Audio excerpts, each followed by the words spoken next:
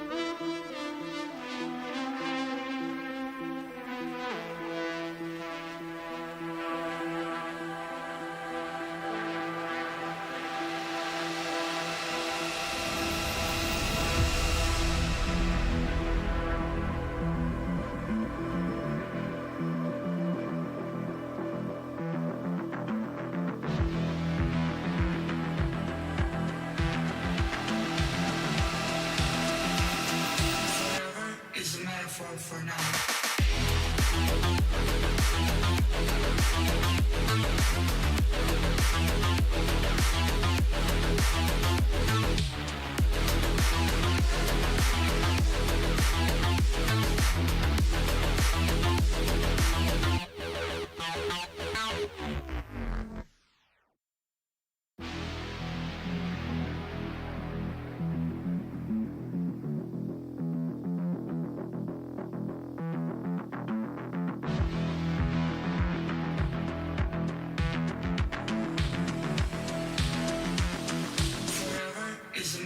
For now.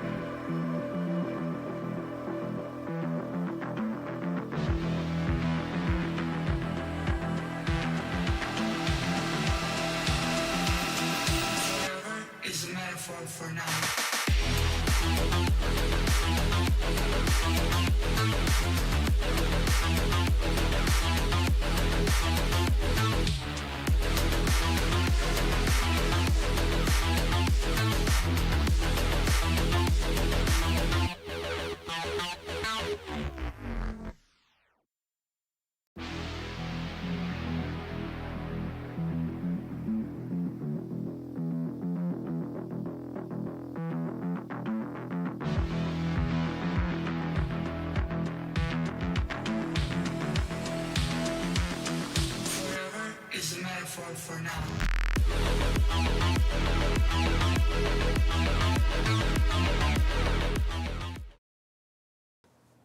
Hey everybody, welcome to another round of Canje Plays, and today it's Canje Learns, and we're going to learn Tamashii, Chronicle of Ascend. This is what's considered an Awakened Realms light game? Light? So I guess that's supposed to mean that it's not supposed to be complicated? The rule book that I've been looking at says otherwise, even though the rule book's not that much. We don't need to go through the entire rule book, but we will be going through specific parts of the rule book as we play the prologue, which is what we're going to play today. So I like to blame Colin for this as well, because I heard about Tamashii when it came out a while ago, and I didn't pay any attention to it because I was like, cyberpunk, right? I'm more like the fantasy-based games, but as of late, I've been wanting a cyberpunk game, especially with the kind of talk of it's not a cyberpunk game. It's more sci-fi horror, but Enormity, which is coming out from Into the Unknown, and so I got curious about it, and I was like, okay, well, if someone I know puts out a video, I'll check it out. And then Colin dropped the video where he tried it, and I was like, damn it. And I ended up ordering it. So I'm going to try it out for myself today to see how I like it. Excuse me. I'm still getting over bad cough. So I'll probably be muting a ton to control my cough. But anyway, we're going to be going through some aspects of the rule book, not like a full-on learn, because I know some of it. Pontus, 11 p.m. here in Sweden, just came by to say good night, have fun. All right, Pontus, have a good night. Hey, Jess, how's it going? So we're gonna give this game a whirl, and see how it goes. I have the PDF up here, which has not been compressed, which means that when I go to load a page, it's gonna take 30 years. But I have the rule book, so if I have a question in the rule book, I can pull it up on the PDF, and we can all go through it together. See what we think and how it functions. So far, it doesn't seem that bad, but if you want to see some really great playthroughs of it, Totally Tabled, Shaggy over at Totally Tabled has a video, Colin over at Meet Me at the Table has a video, and I believe Mike over at One Stop Co-op Shop has a video for this stuff up. So people have been doing videos of the playthroughs. Also, Danny Cha over at Danny Plays, Danny over at Danny Cha's channel has a video, two videos of this up for you to check out and enjoy as well. So let's go ahead and get down to the table and see what the prologue is all about and all that stuff and all that good giggity giggity.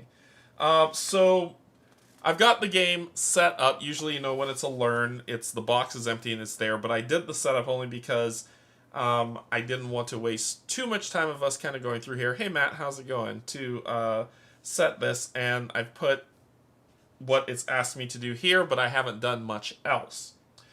Just to point out some things of what is here, just to make sure everyone is on board. We have the enemy deck, and this enemy deck, I'll show you how this was built, but this enemy deck has all level 1s and all level 2s shuffled, and then kind of placed one on top of each other. Level 1s shuffled, level 2 shuffled, placed, level 1 shuffled and placed on top of level 2. Right? Simple. We'll talk about the scenario, which is the prologue that's here, which talks about the rest of the setup. But we have, for your viewing enjoyment, there are... Here we go. This is the one I was looking for in the book. This is the trace track. So each one on this die, each one of these symbols equals draw and attach one enemy. So that's what that means on the trace track.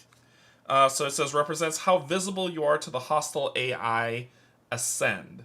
The universal marker indicator indicates how many player dice you roll during the step. So right now we're not visible, but when we get here, we're going to roll one of these dice. Here we'll roll 2, here we'll roll 3, and then here super duper bad things happen, right? So we got to be careful of that. So that's how they're trying to catch us. The number 4, which is this, these are the asset tracks, indicates the number of available assets of each type you have. This is shields, I believe, and that is, I know that one too. This is why I'm getting used to everything, to make sure that I can tell you what everything is. Someone else will probably chime in, but it just says asset track. This is why this rulebook is not that great. The launcher, which is this area, is how we're going to play this. And if you think about this game, think about it as it's a puzzle. And this is probably the majority of the game that you're going to be playing in this localized area. All the other stuff is just kind of added fluff for what this is, right? We'll be placing tiles on here, tokens on here, and then we can arrange them to affect the world around us. So it's a puzzle. It's a puzzle game. We have, let's see, we have the dump. So basically, after anything leaves the, and yes, we'll be making dump jokes a lot, so get it out your system now. But after we clear a puzzle piece or try to build anything that we're going to use off of here, once we gain the effect, we then place it in the dump. Once the bag here that goes empty, we'll take everything that's in the dump and put it back in the bag, right? So that's the whole thing of why, I don't know why they call it a dump. I'm sure they laughed a lot internally as that was happening, but that's the set. So these are our asset tracks. So let's talk about what they are. And I'm trying to find that in the book real quick, so that I can tell you what they are. Here we go. Shields. Shields protect you from losing integrity or health. This is the integrity track. So it protects you from losing health. You said dump. So these are shields that can help you keep your health aligned. We have memory. Memory allows you to equip new augments and helps you control your data token pool.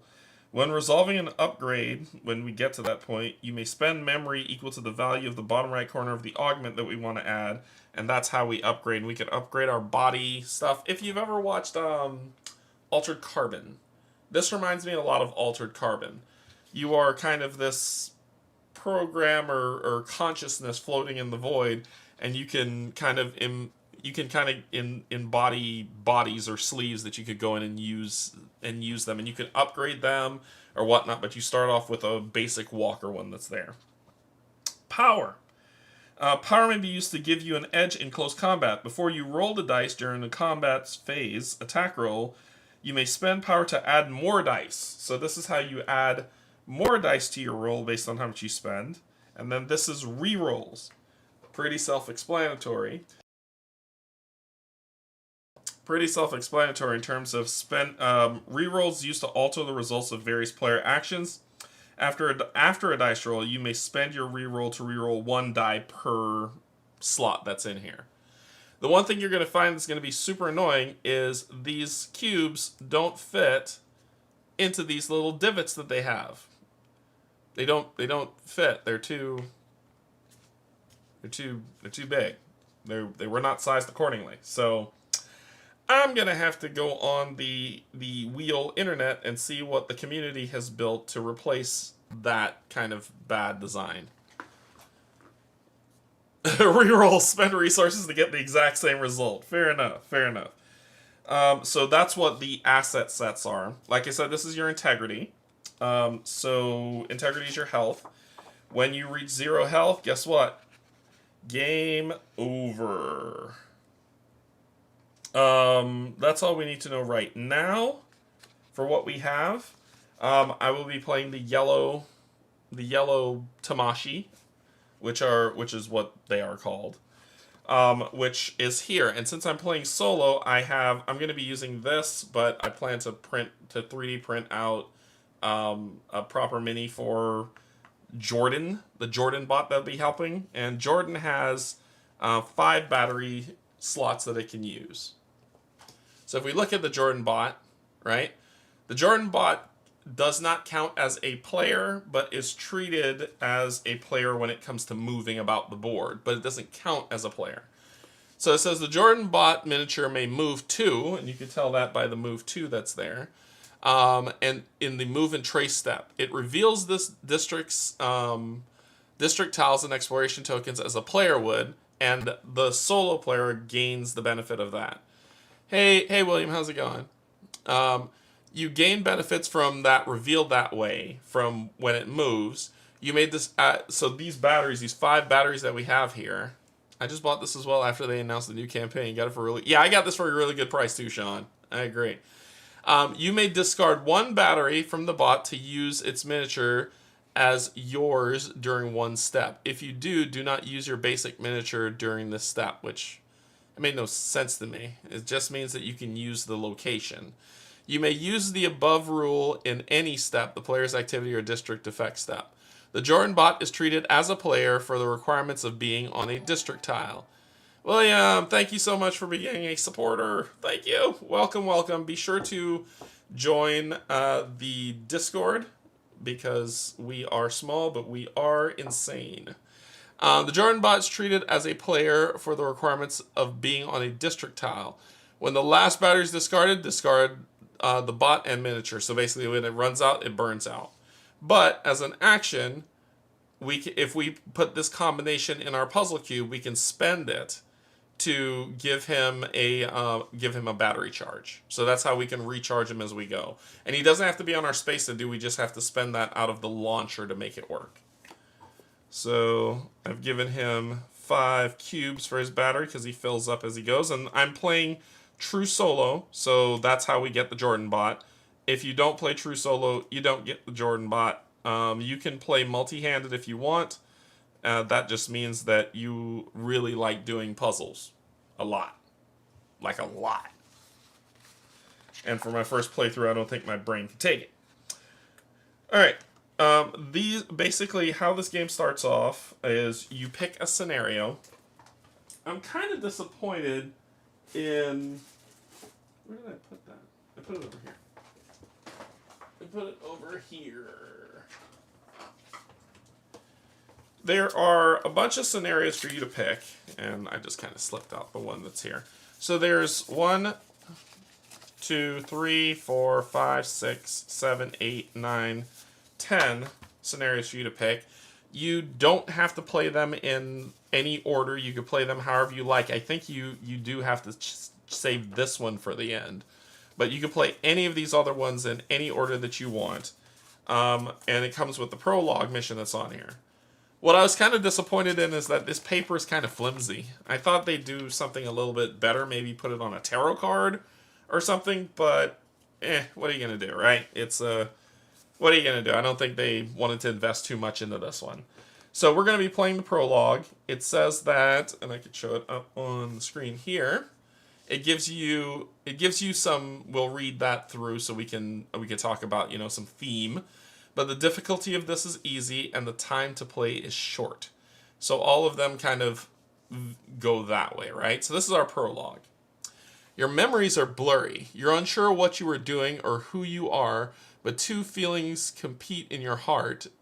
One of pure horror and failure, and the other of accomplishment of a job well done. You don't like it. You don't like it at all. Amnesia is a common start to many stories. Why did you start remembering things at the exact moment something interesting happens? Maybe you're bored. Maybe you're born with it. Maybe it's Maybelline. Past self finally found the moment. Maybe your bored past self finally found the moment they want to live in. It's an odd sensation. Your consciousness is lost in the cloud, trying to find an anchor in the senseless void. You spend weeks suspended in the ether of the net, bodiless minds, wandering in search of a vessel to inhabit. You keep trying and failing and trying again. Sometimes you give up just to begin the search with redoubled effort. Then finally, you find some abandoned husk to make your own. You establish a connection and stream your mind into the awaiting brain. Select altered carbon. When it's done, you take a moment to marvel at the pleasure of having a tangible form again. It is time to check on the world that forsook you. I was forsooked.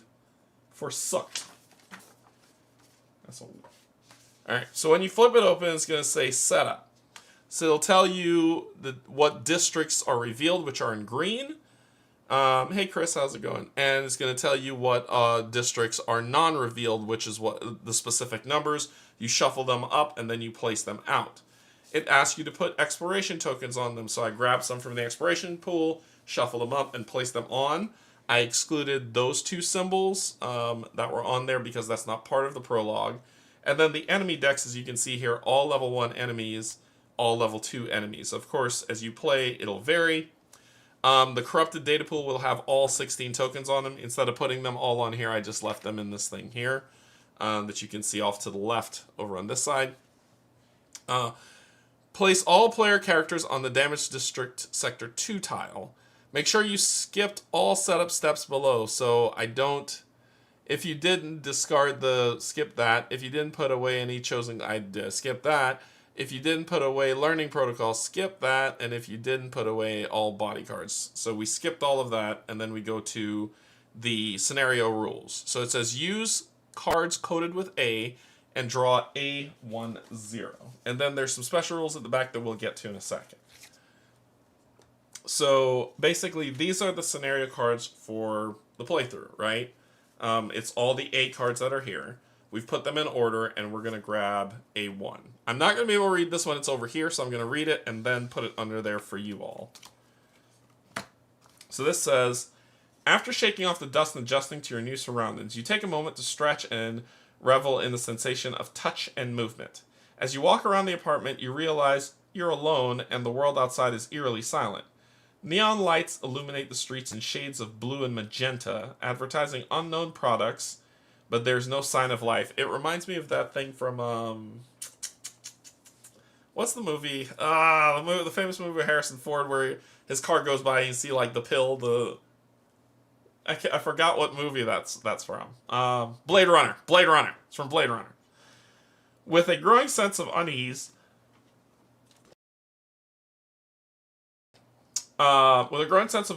you scour the apartment for clues and stumble upon an ancient handwritten note that leads you to a shelter. Although you're uncertain of what it means, you're desperate for answers and decide to follow the trail. Perhaps the shelter holds the key to unraveling the mystery of this quiet and desolate world. So that is this card. And it said, immediate effect. Set the timer to 6. Set the timer to 6. Minus the number of players. 6 minus the number of players, so it would be 5. So we'll take our timer up here and move it from 0 to 5. So it'll be 5. Read the scenario sheet instructions. Read the scenario sheet instructions A01A. It says the scenario sheet instructions for that, which are here. It says A01A. Refer to planning phase 4A, action phase 4B, quest phase 4D, and map 3M sheets of the rulebook. So that's what it wants us to do. Alright.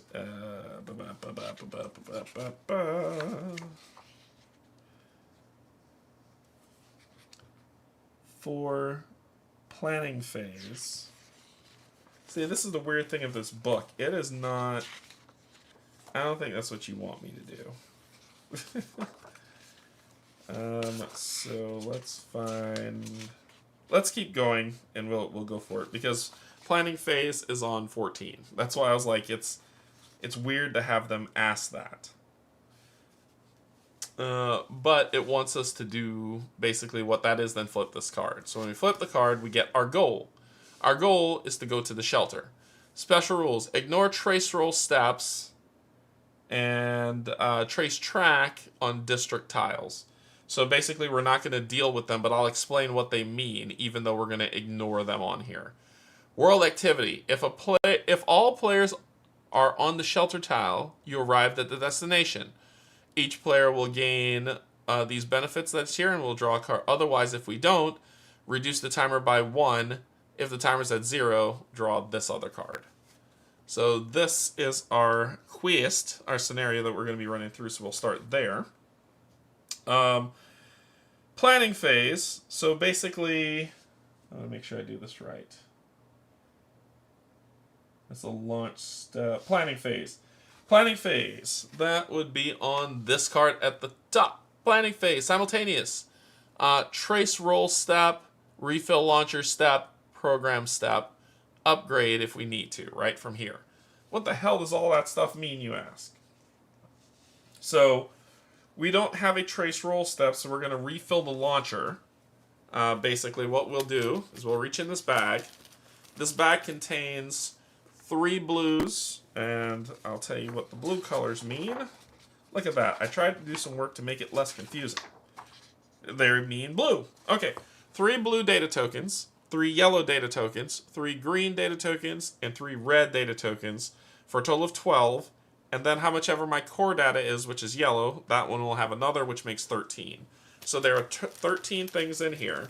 And what we're going to do is we're going to pull out enough to fill these blue spaces.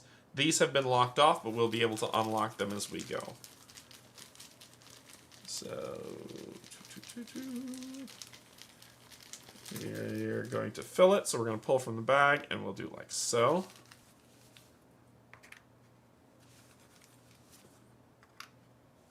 Ew. I want 2 reds. Yeah, let's mix it up. Let's mix it up. Good lord, I'm just pulling reds. Green. Blue and yellow. Only got 1 yellow. That's tragic. Alright, so all players simultaneously refill their launchers. Players draw data tokens one by one from the bag and place them on any light blue space that's there. Once it's filled up, that's the end of the refill launcher step. Then the program step. All players simultaneously may move tokens on the launchers. How much we can move it for is the number that's here. Where you see PRO, that's 4. So that means I can move these around. I can move these around 4, and I can only move them orthogonally, up, down, left, right. They are free to move on the blue spaces. It's just this is where they landed to start. What are we looking for? Well, we're looking for a few things. If we look on the basic patterns card, if we get 3 greens, we can spend it to gain a shield. Spend shield to reduce damage. If we get 3 blues, we could gain a memory, which will give us experience to gain basic data tokens. 3 for power. Spend power to roll extra dice, remember. 3 yellows for rerolls to get our rerolls going. This is not experience. I lied to you. This is experience. If we spend in this order, and I want to remind you in this order, however you spend these, they can be turned in any direction, right? So if I can have 3 in this direction, spend it. 3 in this direction, spend it. For the experience gain, it has to be in this order, but it can be in any direction as long as it's in that order, if that makes sense. I think that is it for what we need to do. So we're going to program. So our program step, now we have to move 4. Well, I can definitely use those reds to gain some power, which might be good. And remember, power is for rolling extra dice when we get into fights. So, or I could go for that experience, right? But the blue and the green would have to be switched around, which is going to take some time. So I'll say 1, so that's 1 of my 4. I made myself some peppermint tea to help my voice.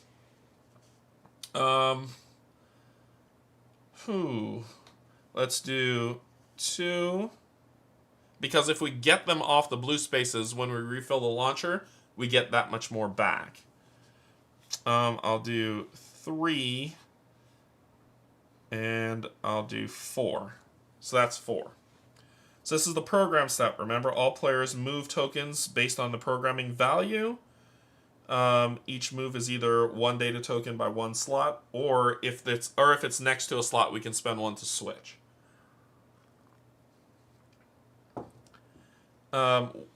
You proceed to the next phase. The main purpose of programming is to arrange data tokens in patterns, which they can be used.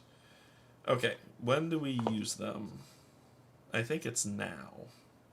I think we get to use them now, if I recall correctly, because then this stuff happens.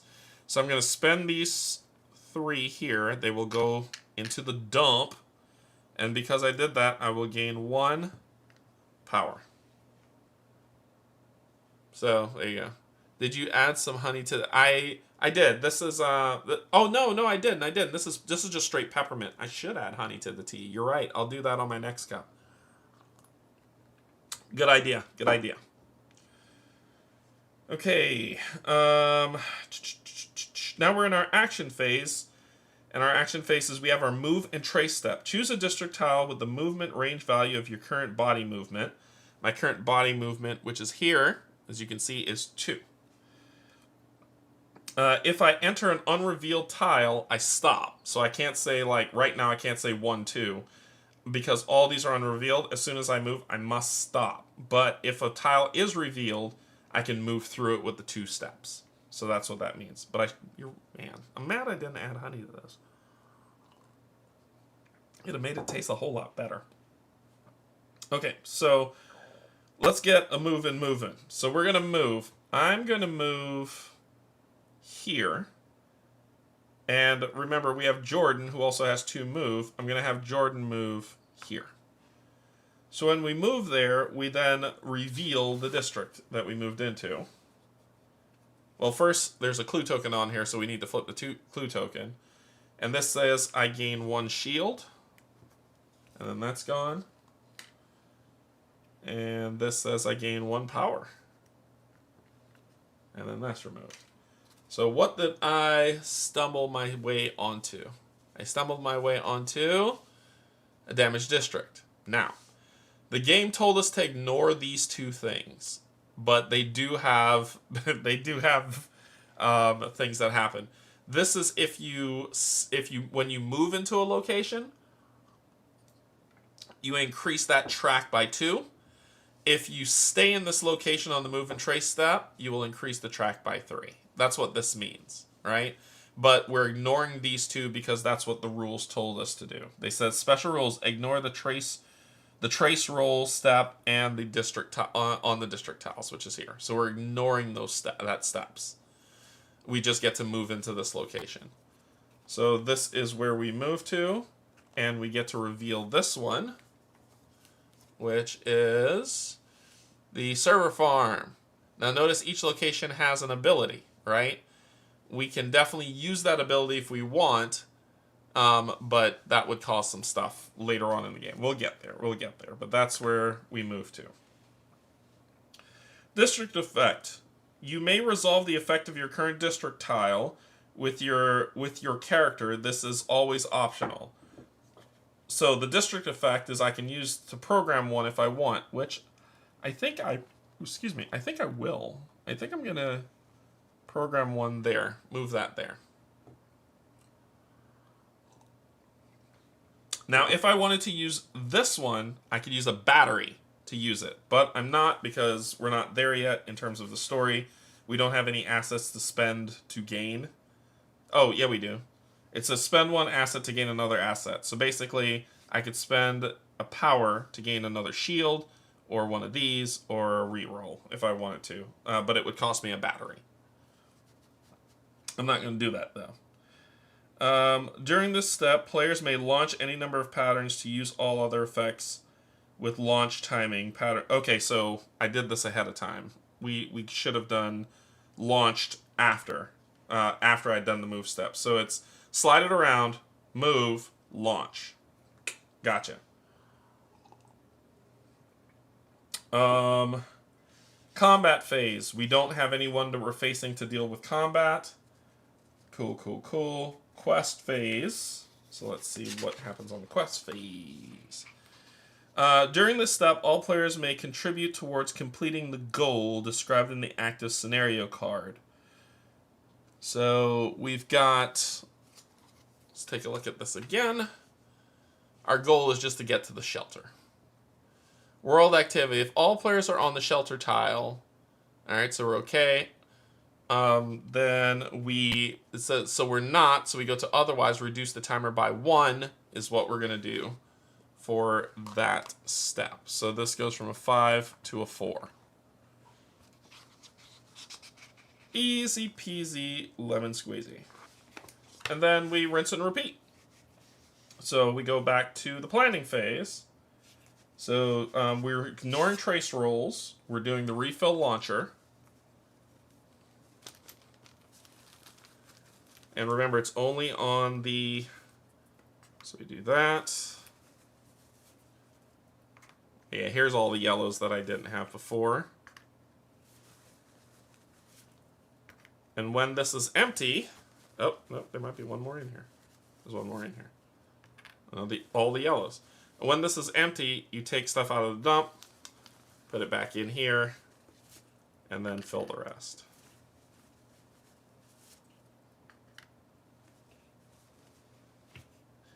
And now we do stuff. And now we're going to do some stuff. Let's see.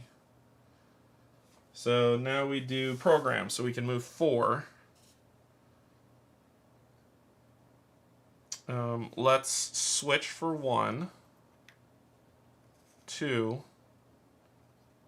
3, 4.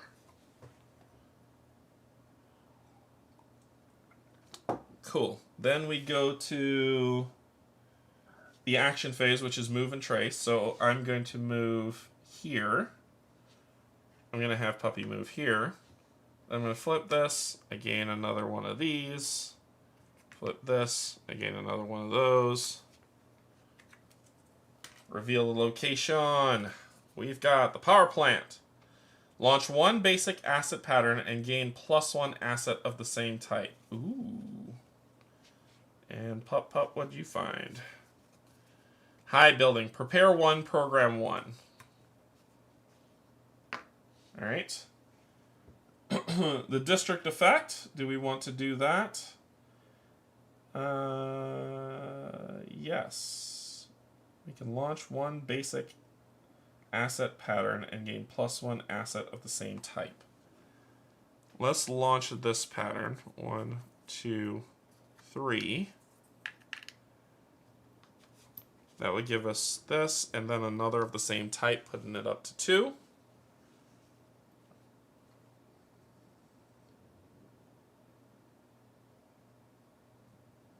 And then we do the launch step, which I'll do 1, 2, 3.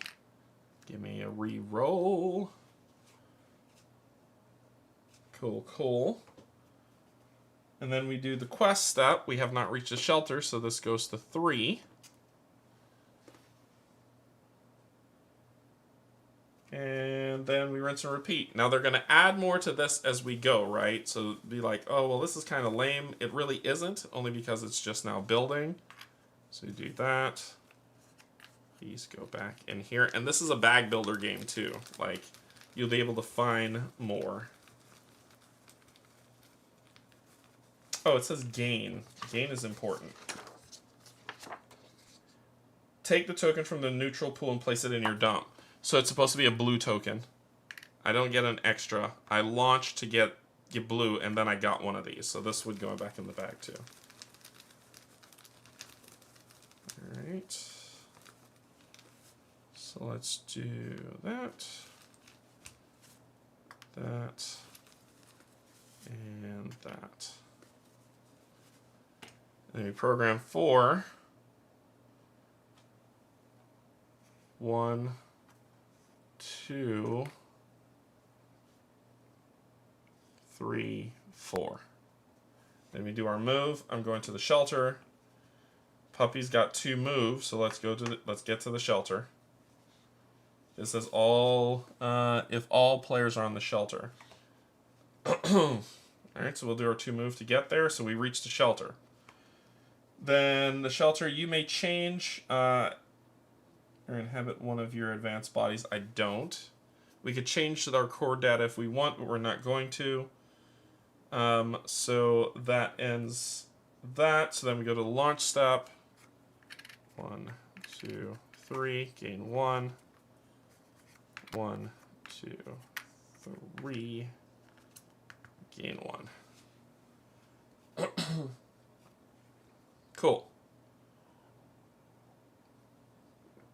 Okay. Then we go to the adventure step. So it says, if all players are on the shelter, you arrived at your destination. Earn 1 power, 1 shield, and 1 basic data token of your choice. Let's get a red, and I'll place in the dump. Then draw card A02.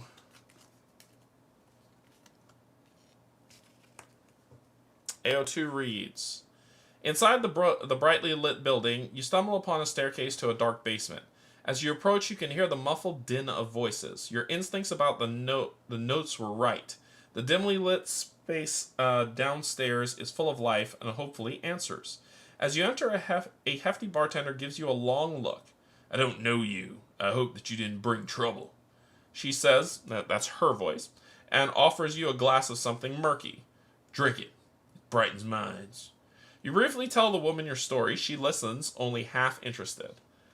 I've heard it many times. Lost in the web, finding bodies, searching for answers, but most of those people's souls remember their past. You're better off. Others long for those past lives. Anyway, welcome. Try not to let Ascend's machines kill you.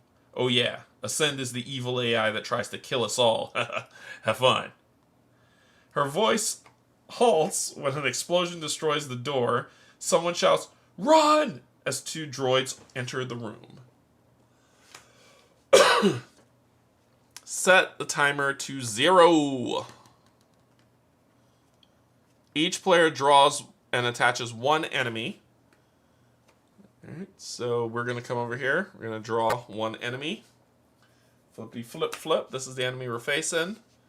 Read the scenario sheet's instructions AO2. So this is what we got. Zoe. Zoe has broken in and she will attach to us. AO2A. Refer to combat phase 4C, corrupted data 3D, and enemies 3S sections of the rulebook. Thank you. So let's talk about what this enemy looks like. It's body parts. Just get into the enemy section so you can point stuff out. Okay. Number 1, this is their name. 2 is the enemy's integrity. So that's its, when it drops to 0, the enemy is defeated, so that's its health. 3 is its basic frame. Apply this effect when you roll stars on the enemy symbol die. This is the enemy symbol die, and when we roll that symbol, this creature will hit us for 2. That's what that means. 4, which is this, special frame. Apply this effect when you roll this little Space Invader symbol on the die. Basically, it will hit us for 2. Lots of 2 hits. Hack pattern, which are these that are here. So these are its 2 hack patterns, right? So this is hack pattern. Enemy weak spots which may be exploited by players. Usually you can harm an enemy this way or gain resources. So we'll talk about what that means in a second.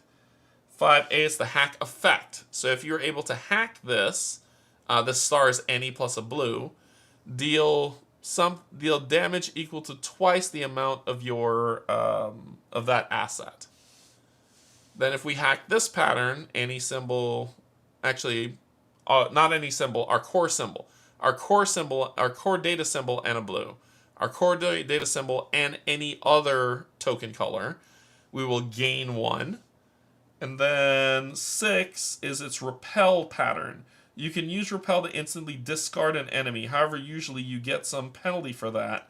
Repelled enemies do not give you experience. So if we do any color, our core data pattern, which is yellow, and any other color, then we gain a corruption token and discard this enemy. So that's what that means. So we try not to do that. We try not to. That would be super bad. This creature is attached to us, which means it will go on our enemy card section, and it will have fun with us while we're there. Let me see. Damaging enemies. When you deal damage, which is that little asteroid blast thing that's there, when you deal damage to your top enemy, use damage markers to mark it. All damage dealt to the enemy stays on them. Remember, this one has 8 health.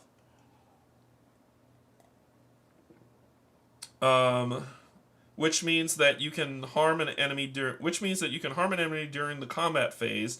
Then in the next turn, deal damage during the launch step with your faction augments, and finally defeat it in the next combat phase. So we can play around in the margins there. An enemy whose integrity drops to 0 is defeated. Discard it and gain 1 experience marker. Enemies that are discarded in any other way are not defeated and therefore grant no experience to the character. Cool. Hacking it. I want to know about hacking it. Attached enemies in Tamashii don't have any map representations. They directly pursue the players. When you draw an enemy card, that enemy is attached to you. All attached enemies form a stack on the left side of your player board next to the trace track. Place all new enemies drawn on the bottom of the stack so that you can see the crucial information as depicted in the image below. So basically, spablam, and they stack. Awesome. That makes me feel fantastic. Okay.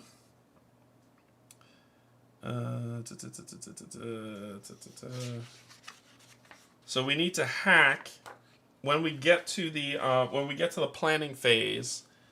If we can hack that stuff, we can hurt the enemy. What is our goal?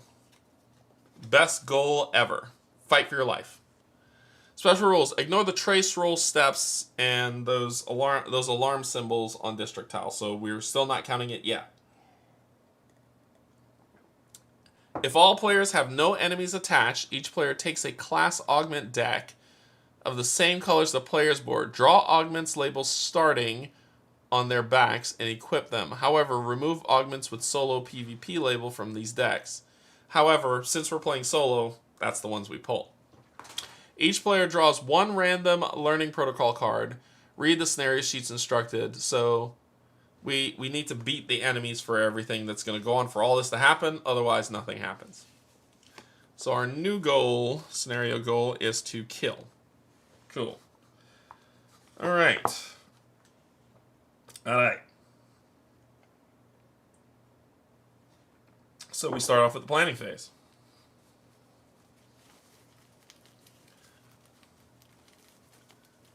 We will start off with the planning phase.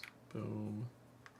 You're supposed to draw 1 at a time. I'm not trying to look at them. This is just what I'm pulling out the bag. Oh, that is... Well, no, that's okay. I could do one set of damage to them. So that's not bad. That's not bad. So we can do our programming. So that's the, we skip the trace roll, we do the refill launcher, and then we do our program step. So that will get the first symbol because my core data is yellow, so that's yellow and that. I need some shields. I've got some good shields to block some damage for right now. If I'm going to attack, I'm going to get some nice rerolls. What else do we want to do?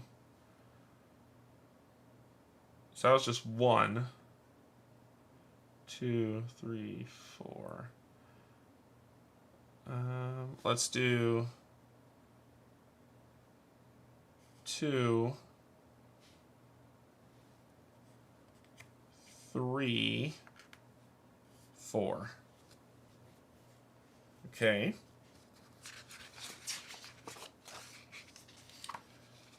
All right, so we do that.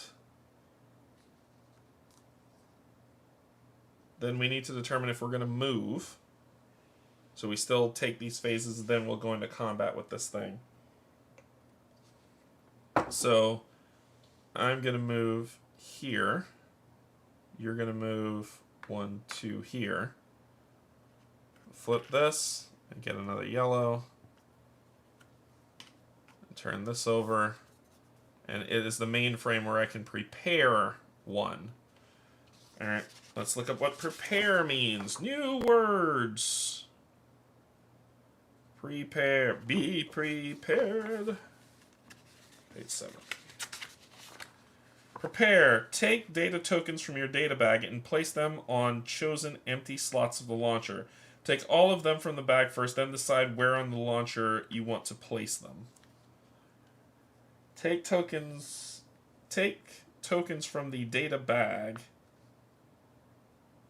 and place them on chosen enemy slot and place them on chosen empty slots. So we can prepare 1. Damn Skippy, we're going to use that. The bag's empty, so we get to refill it. And it says that I could take whatever I want out of here, right? It says you could dump it all out, if I read that properly. Prepare. Take one data token from your data bag and place them on the chosen empty slot of the launcher. Take all of them from your bag first and then decide where in the launcher you want to place them. Oh, I see. So I got to pull it first. Alright, shuffle up. And then grab. Boom! That'll work. And I'm going to place this guy right here. So we're going to get double your fun. So that's perfect. So that prepare one's great. We could use a battery to prepare another one in program, but we don't need to. I think we're okay. Then we do the launch step. So we're going to do these two to get that symbol, my core symbol, and a blue. To deal damage equal to twice the amount of your... So right now it's 1. So I'm going to hit it for 2. That sucked. So I'm going to hit it for 2. So it'll take 2 damage. Then I'm going to do my core symbol plus any one that's here to gain 1 more of these.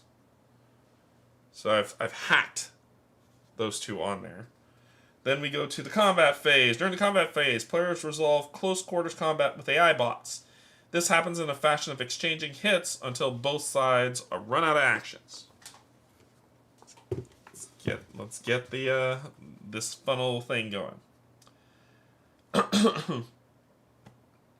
The players resolving their combat phase rolls player dice that provide them with the resources needed to activate their combat frames, and enemy dice that indicate how many bot attacks and which type of attack it is. The player dice are not meant to be used all at once. Instead, the player activates one of the combat frames using the proper number and symbol types of the dice results, which is here. And it says my attack, I only roll 1 die. So it says attack roll. Take a number of dice equal to the body's ATT value. Then take 2 1 enemy number die and 1 enemy symbol die. So numbers, symbols, right? You may spend power to add more. You damn Skippy. I'm going to add another die. Let me add 1 more. I'm going to add 1 more. 1 more die. I'm going to make it 3. Roll all the dice. You may spend rerolls to alter the result, then resolve the effects according to their steps. So we roll them all together. Here we go. Alright, so I've got... That's pretty good. That's pretty good. And that's only 1 damage. I'm okay with that. And he rolled that and 3. So let's see what happens. Okay. Set active enemy count step. Place the enemy number die on the enemy that matches the rolled number. So this, if I had a bunch of enemies, this would be enemy number 3 that would be attacking me. But since there's only 1 enemy there, it's...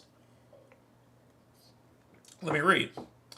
If you roll a 1, then place the die on the top enemy. If you roll 2, place the die on the second one, and so on. If you roll a number higher than the amount of attached enemies you have, place this die on the leftmost enemy. So yes, it would be Zoe going. Alright, if rolled a blank, result, skip the enemy. So there's a blank on there, that means no enemies activate. Alright, resolve dice results. Starting with the player, resolve combat frames. So this deals 2 damage. So that's 4. Select a frame with an effect you want to activate. Place a die or multiple dice matching the frame's requirement as results. Okay. So then this does another 2 damage. So that's 6. I should have re-rolled this bastard. Then this just does 1 damage. 7. Then activate the enemy. Check which enemy has the number die. Then resolve this symbol based on what's there. He'll be doing 2 damage to me, but I have a shield, so I'm blocking 1, 2 on my shield. The combat phase for a particular player ends when the player is no longer able or does not want to activate any combat frames, or the player's health drops to 0. So then we rinse and repeat. So he'll be rolling these 2 again. I'll be rolling 1, which is fine. I don't want to spend any because I just need a hit. That's fine by me. So then we do this. I get to hit first, so I hit first. Boo, boo, boo. He's dead. When they die, I gain 1 experience. And since the enemy is dead, his hits does not resolve on me. He dead. Cool, we won. Hey, that was fantastic. It's actually pretty fun. Okay. Yeah, that's combat. Keep going till you're dead. Alright, after combat step, we go to the quest step. If all players have no enemies attached, each player takes a class augment deck of the same color as their player board and draw augments labeled starting. I think that's this one. Is it a class augment? Class augments. So I have to find yellow, and I'm actually grabbing that one because that's the one that I will be using. Or that one. This one says starting. So let's go with those 3. I know this thing says don't choose solo PvP, but funny enough, when you look in the rules in the back, the rule says, where is it? When selecting the starting augments, remove the augment with the co-op on its back from the game and take the solo PvP ones instead. So, co-op gets removed from the game. You want us to have... This is starting solo. I think this is the one that we take. I think this is the one that we take, right?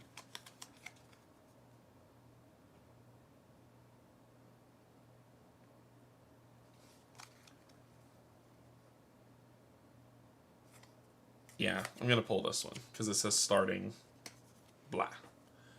And this one is controlled risk. I may lose 1 health to reroll a die. No cost to it. As the trickster. So this is something that we have that we can do.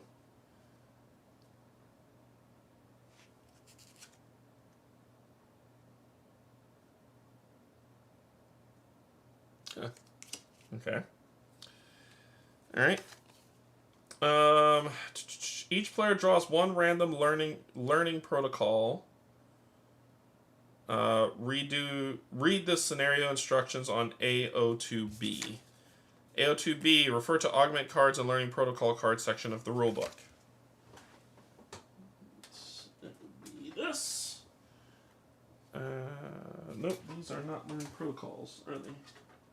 Nope, these are faction augments.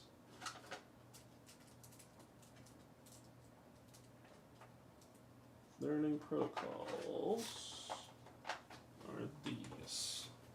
These are the learning protocols. So let's see what those are. New to me, new to me, new to me.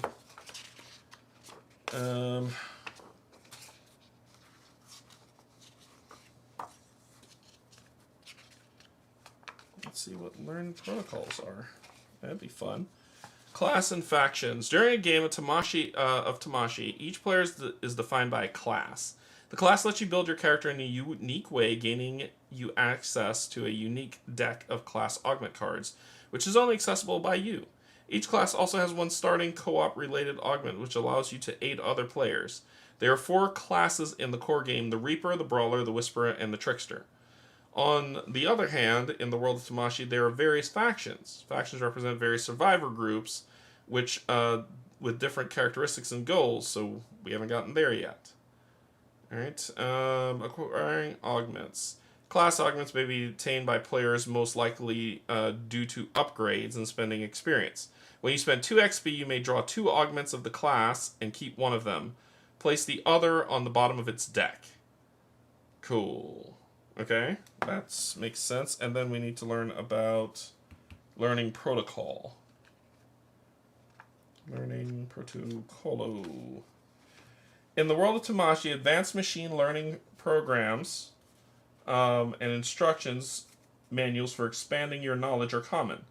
On the other hand, learning protocols may be viewed as side quests.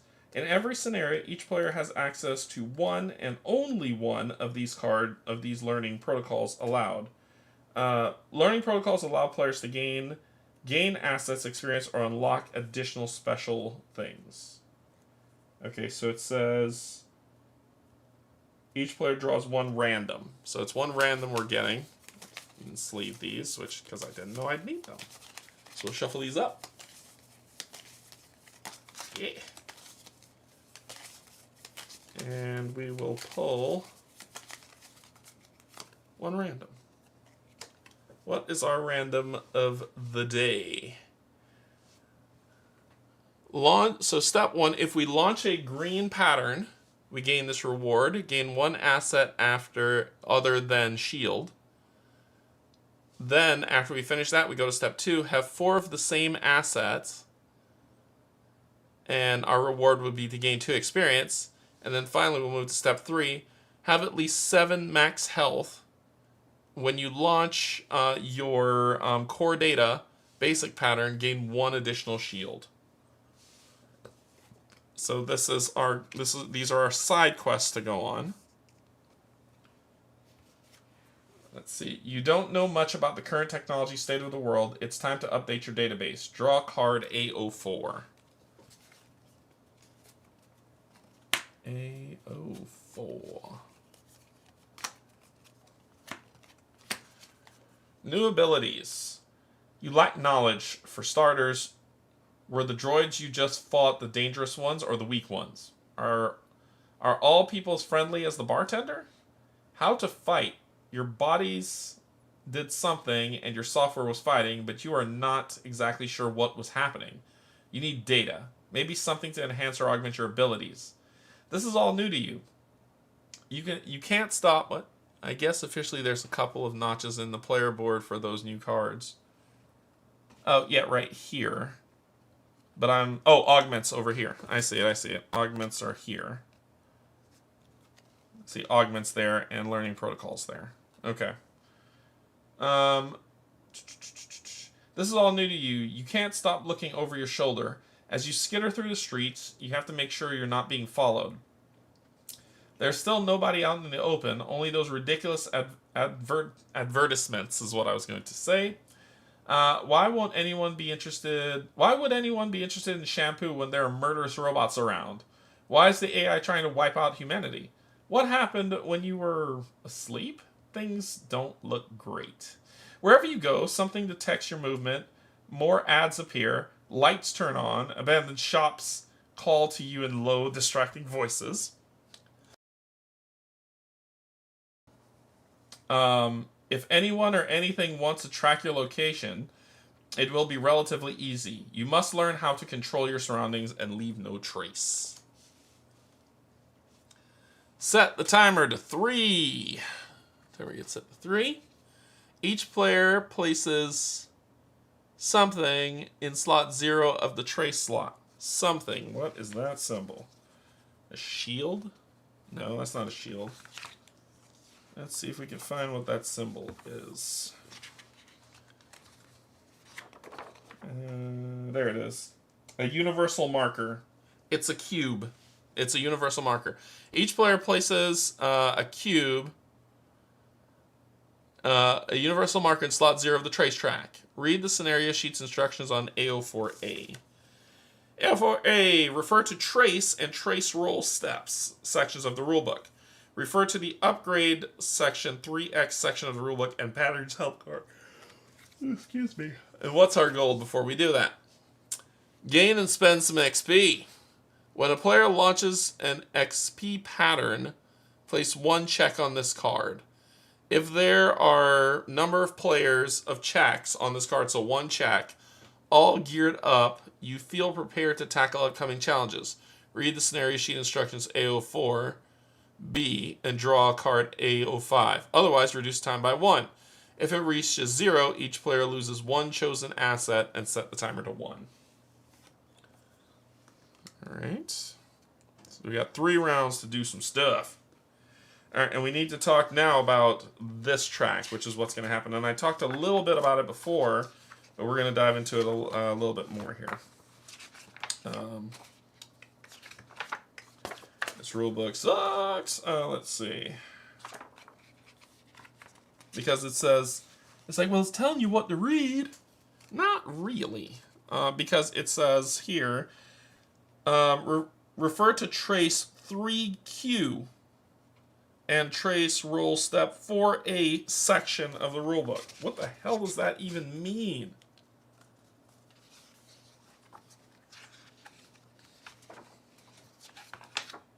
I think the answer is in here. I know it. I know it's in here.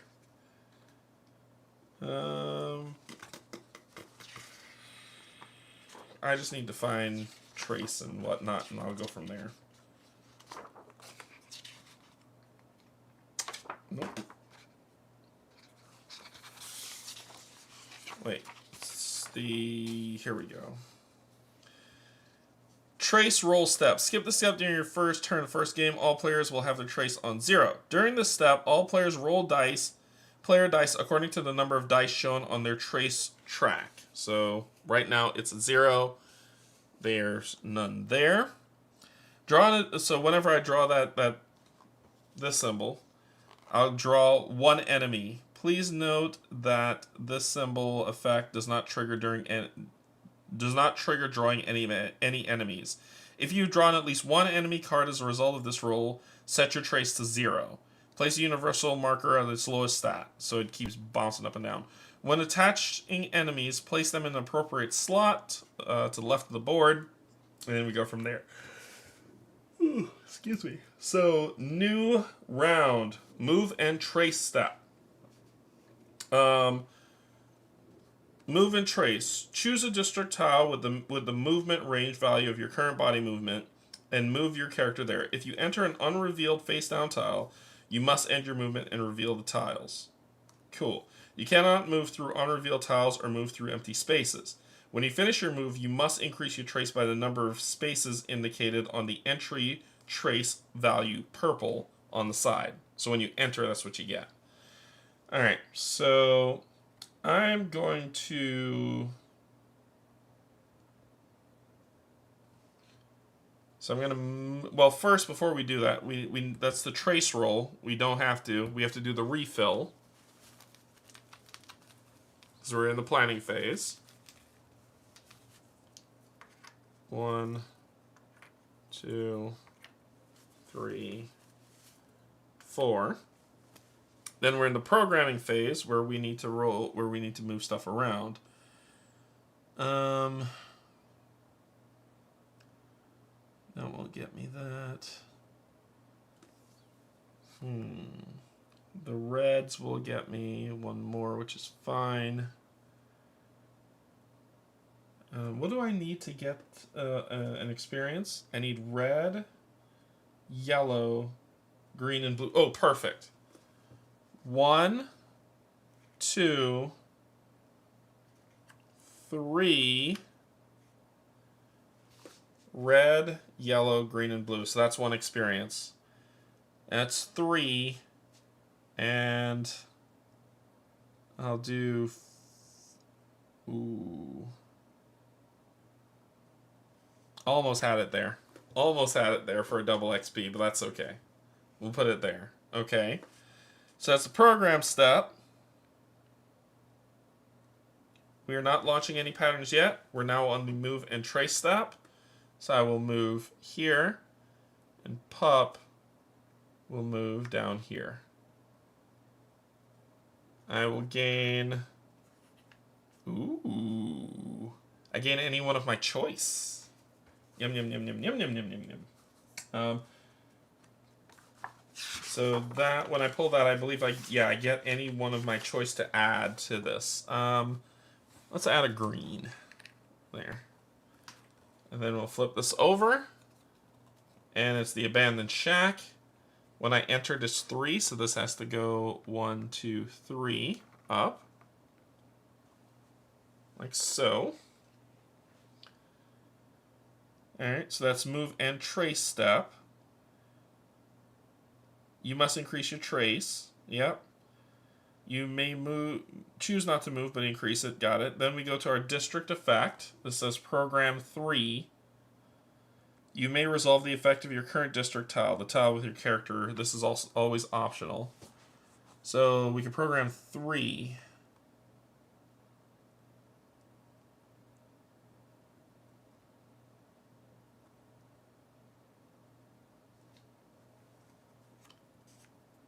One.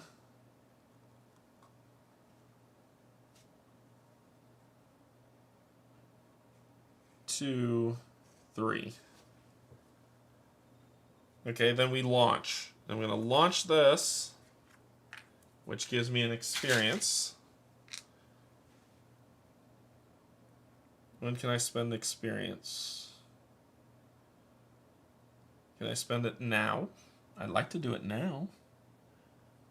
Gain and spend some experience. So I just gained experience. When a player launches... When a player launches an experience pattern, which I just did, put a check mark on there. Yeah, buddy. Bada boom. So we did an experience pattern to do it. All geared up. So at the phase, we'll be able to do what's next. Okay. So that is the launch step. Then we go to combat. We have not combat anyone. Then we go to this. So it says, if there is a 1 check mark on this card, because we're only playing 1 player, all geared up, you feel prepared to tackle upcoming challenges. Read the scenario sheet instructions A04B, and then draw a card A05. A04B, set up the body deck. Reveal 2 body cards. Each player may inhabit 1 body card, starting with the first player without launching the pattern. Okay. Body cards.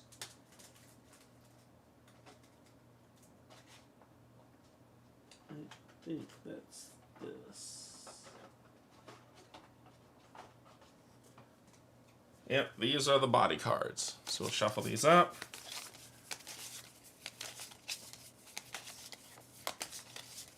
And draw 2 of them. 1, 2. What do body cards look like? That. And that. Alright. Read the body cards 3J section of the rulebook. You are smoking some weed. Let's see if we can find the body cards section. Body cards. 6.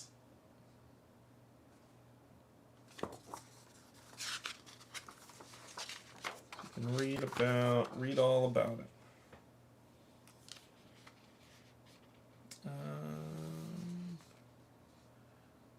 One. What's the next? Body cards. Body cards are shells that your mind can occupy, therefore anchoring yourself to the physical world and gaining additional abilities to help you in your adventures. All players start the game with a basic walker body, which is printed on their player board. However, it is possible to inhabit an advanced body by placing an advanced body card in your body slot. What we see, the name that's there, body its special ability. So this one's passive. Each time you lose any amount of health, you gain a reroll. This one, when you gain a data token, you may place it on your launcher. That's pretty cool. We have combat frames. So how they fight. Yeah. And here. So this isn't more a fighter. Yeah, this isn't more a fighter. This one is, though. Okay. Number 4 talks about its movement. So its movement's 3 instead of 2.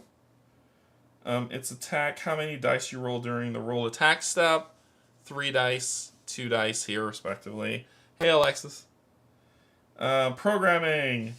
I program 6. I only program 4. Cost. The pattern you must launch in order to inhabit body. So to get this body, I need to have this pattern. Or this pattern to be able to get it. Ooh. I don't know if I want to do this. The program 6 is pretty powerful, but I think I'm going to take this guy. So she's going to go back to the body deck, and he will be the Quaminator. If only getting a better body was so easy. I know, right? So once I'm able to do that pattern in the board, I'll be able to get him. Access to the body market is always possible regardless of the district you are in. Each advanced body card has a pattern that represents the cost in order to inhabit it. So, you can have up to 2 advanced body cards at a time, but only 1 is active. Okay, so we need to spend experience to get class, right? So this could be the next one that we get by spending the experience, 2 experience to get it. During game,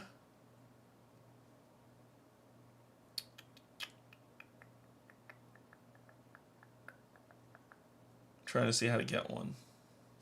I think you spend an XP, 2 XP to get it.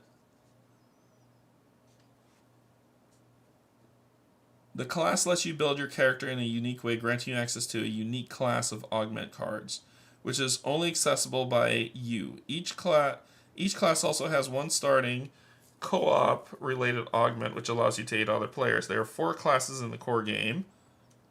Okay.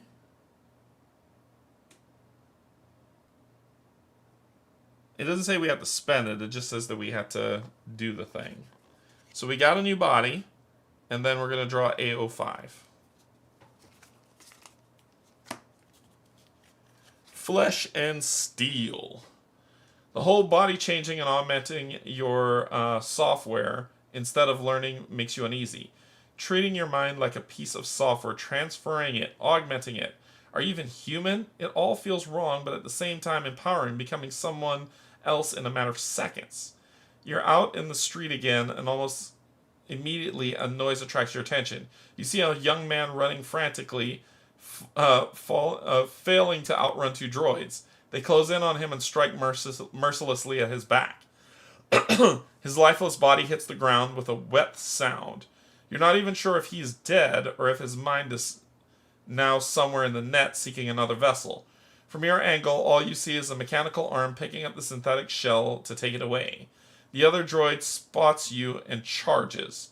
You prepare to meet your end as 2 people appear out of nowhere, blocking the droid's path.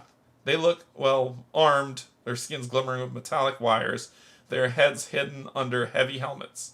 Unfortunately, more droids are approaching from the distance. This will be one hell of a fight. Alright, does that say that I get to equip the body? Set up the body deck. Reveal 2. Each player may inhabit 1 body. So I do get to, and it says without launching the pattern. So I do get this. So I get to be that without having to launch the pattern. Okay. What do we got here? Each player discards all attached enemies, then draws and attaches 2 enemies from the bottom of the enemy deck. Yikes. Alright. These are 2 level 2 enemies.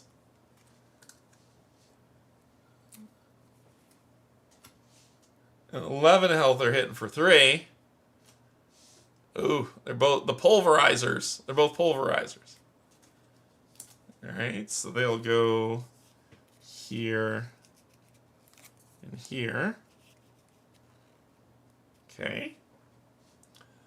Then read the scenario sheet. A05. Refer to reset 3W section in the rulebook. When your integrity is reduced to 0, you must resolve a reset. Resetting, as bad as it may seem, is a part of the game and a common thing that happens in all scenarios. Goodness. When you reset, resolve steps below, so we resolve what happens when we need to reset. What is our goal? Defeat the enemies. Special rules. When a player defeats an enemy, place one check on the scenario sheet. When a player repels an enemy, place one of those symbols, which is called a ascend, on the scenario sheet. When a player resets, place two ascend on the scenario sheet. That player gains no corruption data tokens. If there's at least 2 tokens of any kind on the scenario sheet, the battle is finally over. Draw a6. Otherwise, deal 2 damage to each top enemy. Alright, so it wants to walk us through here. It didn't tell us to set the timer, so the timer no longer matters. Alright, so that was the quest step, and the world activity, and then first player token step, and now we're back to this. And it says trace step, so we do have to roll the die. So we're going to roll. Awesome. Awesome sauce. We're going to grab a dude, a scanner bot, that's going to join the fun. And then this gets reset to 0. Then we do the refill launcher.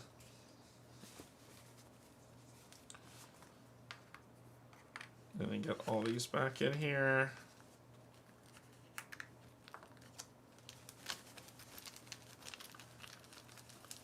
Let's see what we can do.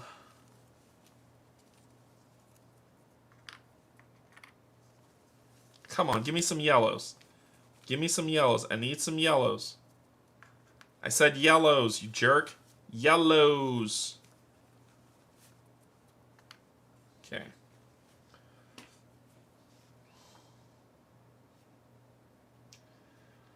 Alright, how am I going to make this work?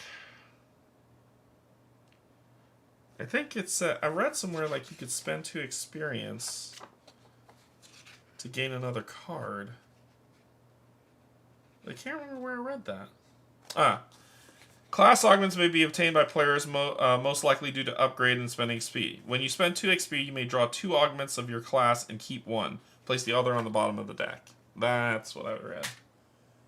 So you grab that. I'm assuming it's just the starting one to start, which is Asset Overdrive. Cool. Okay. Cool. Let's deal with what we need to deal with.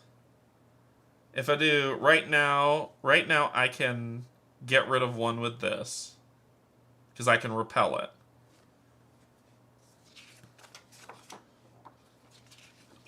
And it said discard this card when I do it. It would say I would gain one of those corruptions, but it said don't gain any corruption in this scenario. So we can try to make this work. So I'm not going to move that, because that lets me repel 1. I can do this.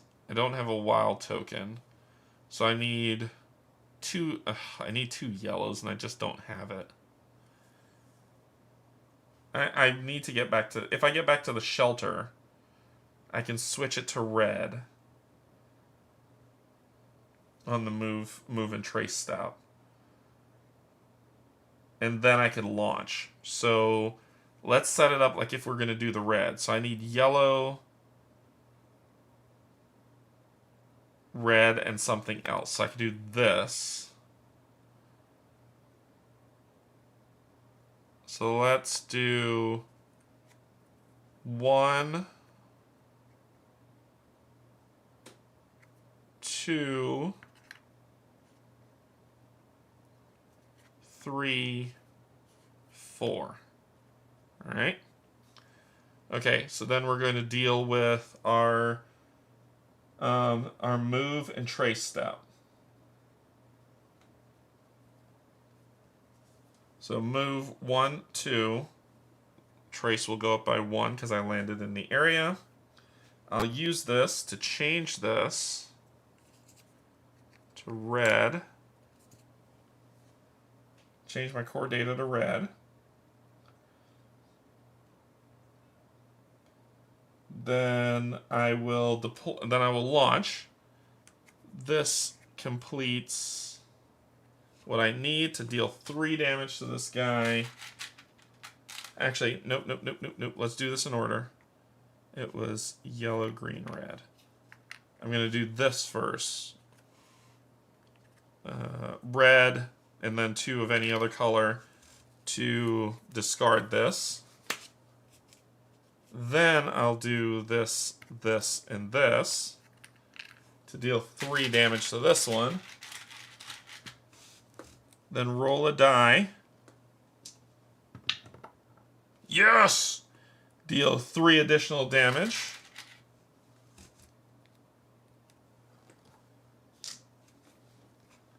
Okay.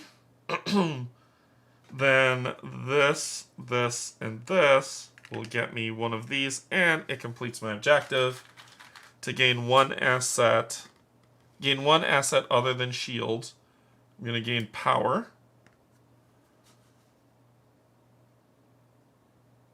That actually looks pretty good. That looks pretty good for next round.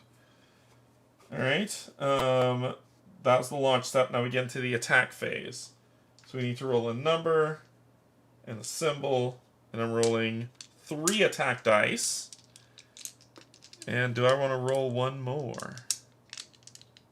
I do. I'm going to roll 1 more. So we're rolling 4.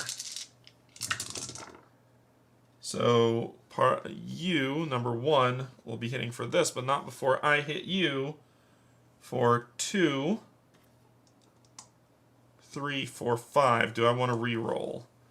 That's 5. Nope, that's 6. 2, 4, 6. That kills you. 2, 3, 4, 5. Plus that, which will kill you. You are dead. And we'll gain an XP. Woo-ha. Woo-ha-ha-ha-ha. And there's nothing to resolve because you died. Next combat. I gain 3 dice. You have 7 health. I am going to gain another. I don't have anything to launch, sadly. So let's go.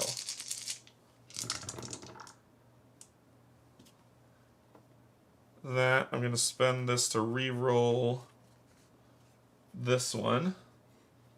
You're going to do your signature move. Alright, so I'm doing 2. And I think you have to do it like gain a shield, right? I can't double up.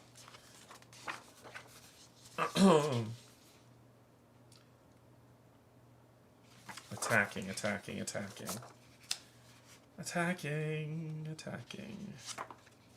I think when you get the new frames, this is where it gets interesting. Result. Select a frame with an effect you want to activate. Place a die or multiple dice matching the frame's requirements and resolve it. Understanding your symbols. Nope, I could slam that dude for 2 and it's okay. Alright, so this will be 2, 4, 5, 6. Let's do a re-roll of this. Oh, you bastard! Okay, I got greedy. We're going to do it again. Alright, I'll take my 6. So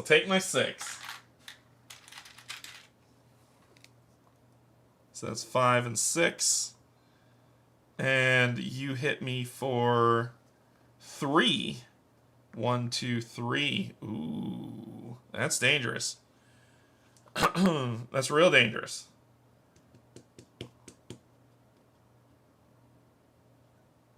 That's real dangerous. Okay. So this is my health. Alright. Then we're going to fight again. I will roll an extra die. I have no re-rolls. I just got to hit you for 1. Oh yeah, more than enough. You're dead. So you die. And I get another experience. And that ends combat. Then we go to the quest phase. When a player defeats an enemy, I defeated 2, so I get 2 check marks on here. I forgot to do that, so I defeated 2 of them, so that's 2 of these check marks. If there's at least 2 check marks of any kind, the battle is over. Draw A06. Beaten and tired, you learn from the soldiers that they belong to the Spartans faction. They caught your readings in the net and were dumbfounded by the adaptation level. See, when the shell is destroyed, the mine often dies as well. There aren't many who can escape it at will, but it looks like you can upload yourself back to the cloud whenever you want in an instant. One explains, noticing your confusion. I don't know where you're from, but you should join the human resistance. The Spartans will welcome you with open arms. No one can survive out there on their own, no matter how remarkable their traits. We've been fighting Ascend the AI for generations now, long enough that it's all we can remember. There are others, the Ninkyo and Seekers and the Commoners, though they're barely worth mentioning. You should join us. You'd make a great addition, you know? Think about it. We'll be in contact soon. Flippity flip flip flip. Victory! Unlock components. So we've unlocked district tiles 5, 6, 7, and 8. If there are at least one check marks on the scenario sheet, gain AL1 learning protocol. If there is more... Okay, so we're getting the AL learning protocol.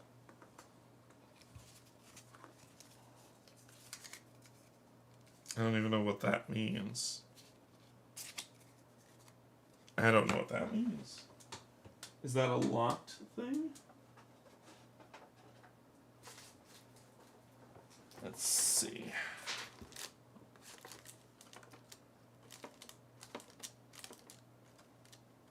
Nope. Here it, yeah, it was locked, but now it's unlocked. So we're gaining the AL1 learning protocol, which is this. Launch a red basic pattern.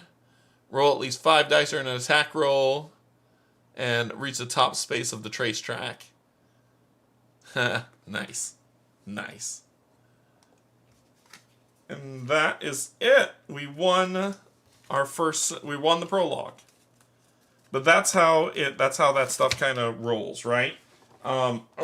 It's short moving, very different scenarios, and like I said, there are different scenarios, and I think they're laid out in kind of a story fashion if you want, but you don't have to follow that fashion. So the next one would be this X60 blah blah blah, and we would play it as we should, how it goes. So now that the game is fully opened up. But as you can see, excuse me, my voice is horrible. 1 second. Goodness. The prologue is pretty straightforward in terms of teaching you how to play the game. I learned it, but like there's other videos out there that can help you as well. But as you can see, we unlock tiles. There's more unlock things to do that are in here as you go through these different scenarios. There's 1, 2, 3, 4, 5, 6, 7, 8, 9, 10, plus the prologue 11. Plus there are expansions. There are expansions that you can play to go through and check these out. You don't have to play them in order. You can play them in any order you want, except I think this needs to be the finale. But you can play these in any order you want going forward, and you can just build things up. So that sounds pretty cool for how you set things up, how the game is run. The time track is interesting. It really didn't affect me that much, but I don't think the prologue needed it to. So I think we're okay. The locations, they seem like they weren't much, but that's because I didn't make use of them like I should have. Like this prepare one in program. I could have used Jordan over here to prepare one in program. So we could have done a ton of different things in just this small deck. And now that we've unlocked more, because we have more tiles in the box, which is further over there, I'm not going to reach for it. We have more tiles in the box, so the more different scenarios give you different locales, different values. You're going to always be getting attacked, always dealing with these. I like the mitigation here. That was kind of fun. The XP gain. I really like the thing of switching out bodies. For the core game, you get 2, 4, 6, 7, 8 different bodies that you can switch out to. And like they said, you can have 2, and then you can just swap with what you need. If you need more intel, go for the hacker. If you need to combat, go for someone else. But these different bodies that are here that you can pick out are actually pretty cool. They are actually pretty cool. I like them a lot. If you got the Edge Runners, and let me zoom out on this. If you got the Edge Runners stuff, like this is one of the expansions, the other 2 are over there, out of my way. This one is the one that comes with the minis. So the game doesn't come with minis, it comes with standees. If you get the Edge Runner one, you will get the minis. And these minis, as Awakened Realms do, are pretty nice. But you get to put, you know, if you choose to paint them, you'll get to pick, whenever you switch a body, you get to pick them on there. And I really like this one, like with the shield that's here. I think this one's pretty cool. It just has like the nice shield, like it's bracing and blocking and stuff like that. I think that's pretty cool. They have this one, which looks like she's flying on a drone. It's pretty much out there. Don't know what this big mech walker is for, but if it's a friend that we can get, I'm all about it. Nice little, but all the different, there's different ones. There's somebody on one of the boards from Back to the Future that's on here, so you can see. So, yeah, this guy's hardcore. Holy crap, this guy's hardcore. But if you get that's how you get the minis to do stuff, right? And you can paint those up as you see fit. Ooh, this one's cool. It's like a bunch of different monitors they're using. But you can paint them up as you see fit. And use them as you need. Now that you've played the prologue, where will the full game rank in your top 200? I'm kidding, to be clear. Yeah, no, I think what I'm gonna do is I will want to try this again. I feel this game can work fine solo, but it feels like more of a group play thing. You know what I mean? It feels like more of a group play, like you can help each other because they have a co-op card that you can help each other out with, which will be cool. But I'd like to play more of it. However, I'm more inclined to return to Stone Saga because I want to play Stone Saga and see what it's about. Yeah. All the different basic sleeves are the same. They're all the same. So they're not different. They're just different colors. So you can outline what they are, but they're all the same. These look like boss stuff that's on here. So if you have to fight a boss, that's what these are going to be. There's that big old mech walker craziness. That will go and, yeah, we'll see how it goes.